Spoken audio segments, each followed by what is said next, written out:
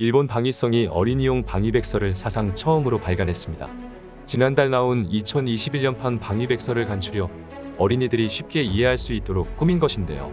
독도를 자국 영토로 표시한 지도를 담는 등 영토 분쟁 내용에서 일본의 일방적인 주장만을 담아 주변국의 논란이 예상됩니다. 방위성은 16일 초등학교 고학년 이상 청소년 독자를 겨냥한 30페이지 분량의 최초의 방위백서를 홈페이지에 공개했습니다. 일본 방위당국은 지난 1970년부터 방위백서 발간을 시작했고 1976년부터는 매년 새 방위백서를 발표하는데 어린이용으로 특화한 방위백서를 펴낸 것은 이번이 처음입니다. 어린이용 방위백서에는 국가의 방위가 왜 필요한가라는 질문에서부터 시작해 나라를 확실히 지키기 위해서는 일본이 제대로 자국을 지킬 의사와 능력이 있음을 주변에 보여줌으로써 일본으로부터 무언가를 빼앗는 것이 어렵다는 것을 다른 나라가 생각하게 해야 한다고 설명했습니다. 또 일본 주변을 둘러싼 안보 환경 항목에서 인도태평양 지역 국가들의 군사력 동향을 지도와 그래프를 예시해 설명했습니다. 문제가 되는 부분은 영토 분쟁 부분입니다.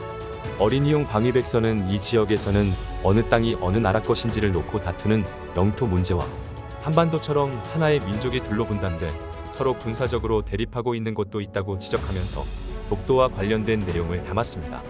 어린이용 방위백서는 독도에 대해서는 구체적으로 언급하지 않았지만 일본 주변 해공력의 경계 감시 상황을 보여주는 지도에 독도를 다케시마라는 이름의 자국 영토로 표시했습니다. 어린이용 방위백서는 또 중국 및 러시아와 영유권 다툼을 벌이고 있는 센카쿠 열도와 쿠릴 4개 섬을 거론하기도 했습니다. 이는 2021년 판까지 17년 연속으로 방위백서에 담긴 일본 고유 영토인 북방영토와 다케시마의 영토 문제가 여전히 미해결 상태로 존재한다며 독도의 영유권을 주장하는 내용을 되풀이한 셈입니다.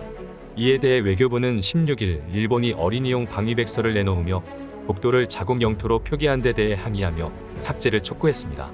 외교부는 일본 방위성이 어린이용 방위백서를 처음으로 작성하고 이를 홈페이지에 게재하면서 독도를 자국 영토로 표기한 데 대해 독도는 역사적, 지리적, 국제법적으로 우리 고유의 영토로 이러한 우리 입장에 비추어 도저히 받아들일 수 없다고 강력히 항의하고 자료의 즉각적인 삭제를 촉구했다고 밝혔습니다.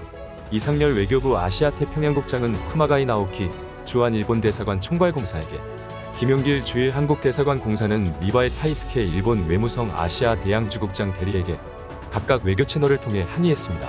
너무나 당연한 우리나라의 영토 독도지만 독도를 향한 일본의 도발은 끊이질 않고 있습니다. 일본은 매년 다케시마의 날 행사를 진행하여 우릴 도발하고 대한민국의 영토인 독도를 분쟁 지역으로 바꾸려는 시도를 펼치고 있고 근거가 없는 몇 가지 주장을 가지고 세계 여론을 왜곡된 방향으로 형성하려 하고 있습니다. 일본이 독도가 자신들의 땅이라고 우기는 편협한 주장이 몇 가지 있는데 이를 정리해보면 첫 번째, 자신들이 1600년대부터 독도를 먼저 발견하고 이용해왔다. 우리나라는 512년 이사부의 우산국 정벌과 세종실록지리지만 봐도 이보다 먼저 독도를 우리 영토로 인식하고 있었음을 알 수 있습니다. 또한 일본 본인들의 역사서에서도 독도가 우리나라 땅임을 명확히 하고 있습니다. 독도에 관해 기술하고 있는 가장 오래된 일본 문헌의 하나인 은주시 청합기를 보면 일본의 서북쪽 경계는 오키섬이며 독도는 일본의 영토에서 제외된다는 사실을 알 수 있습니다. 일본 정부가 자국의 독도 영유권 근거로 제시하고 있는 개정일 번여지로 정전도를 봐도 울릉도와 독도가 일본 영토가 아님을 보여주고 있습니다. 또한 1693년 울릉도를 둘러싸고 조선과의 외교 분쟁이 발생하자 1695년 12월 24일 일본 에도막도는 도토리번에 문서를 보내 울릉도가 도토리번에 속하는지와 도토리번에 속하는 다른 섬은 없는지 문의했습니다. 이에 대해 도토리번은 울릉도와 독도가 일본의 영토가 아님을 밝혔습니다. 메이지 시기 일본 내무성은 토지기록부 편찬 사업에 울릉도와 독도를 포함시켜야 하는지에 관해 당시 일본의 최고 행정기관인 태정관에 제출했습니다. 이에 대해 1877년 3월 태정관은 에도막부와 조선 정부 간 교섭 결과 울릉도와 독도가 일본 소속이 아님이 확인되었다고 판단하고 다케시마회 일도의 건에 대해 일본은 관계가 없다는 것을 명심할 것이라는 지시를 내무성에 내리는데 이를 태정관 지령이라고 합니다. 두 번째, 독도는 주인이 없는 땅이며 따라서 1905년 독도를 일본에 편입시킨 일본 내각의 결정이 정당하다. 이미 1900년에 대한제국 칙령 제41호 발표로 조선의 독도 영유권을 국제적으로 공표했습니다. 또한 512년 이사부 장군이 우산국을 정벌했을 때부터 독도는 우리 땅으로 인식되어 왔고 위에 언급했던 다양한 고문서들이 이를 증명하고 있습니다. 간호 기사부 장군이 우산국을 정벌할 때 우산국에 독도를 편입했다는 증거가 없다고 주장하는 사람이 있습니다. 울릉도에서 독도가 육안으로도 보이는데 우산국에서 독도에 영향을 미치지 않았을 리 없고, 이사부의 우산국 점령 후 우산국은 매년 신라에 토산물 조공을 바쳤습니다. 우산도에서 몇 가지 약초와 함께 수우피 등을 바쳤다라는 조선왕조실록의 기록을 보면 독도가 우산도의 생활권이었다는 증거가 됩니다. 수우피는 당시 바다사자, 물개 가죽을 뜻하며 바다사자와 물개의 주 어주지는 독도이기 때문입니다. 세 번째, 샌프란시스코 강화 조약에 독도가 직접적으로 명시되지 않았기 때문에 독도가 일본이 권리를 포기하는 영토에 포함되지 않는다. 2차 세계대전을 공식적으로 종료시킨 1951년 9월 샌프란시스코 강화 조약에 일본은 한국의 독립을 인정하고 제주도, 거문도 및 울릉도를 포함한 한국에 대한 모든 권리, 번원 및 청구권을 포기한다 라는 조항이 있습니다. 이는 한국의 3천여 개의 도서 가운데 대표적인 큰 섬들을 예시적으로 적은 것입니다. 게다가 카이로 선언과 포츠담 선언, 종전 후 연합국 사령관의 각서를 봤을 때도 일본에서 분리되는 한국의 영토에는 당연히 독도가 포함된 것으로 보아야 할 것입니다. 일본의 근거 없는 주장과 달리 우리나라는 독도가 우리나라의 고유 영토임을 증명하는 증거들이 있습니다. 512년 이사부 장군이 우산국을 점령했을 때부터 독도는 한국 영토로 인식돼 왔습니다. 우리나라의 많은 정부 문헌을 보면 독도에 관한 많은 기록을 찾을 수 있는데 세종실록 지리지, 신증동국여지승남, 동국문헌비고, 만기여랑, 증보문헌비고 등 모두 독도를 언급하고 있으며, 이는 옛날부터 독도를 우리 영토로 인식하고 통치해 왔음을 알 수 있습니다.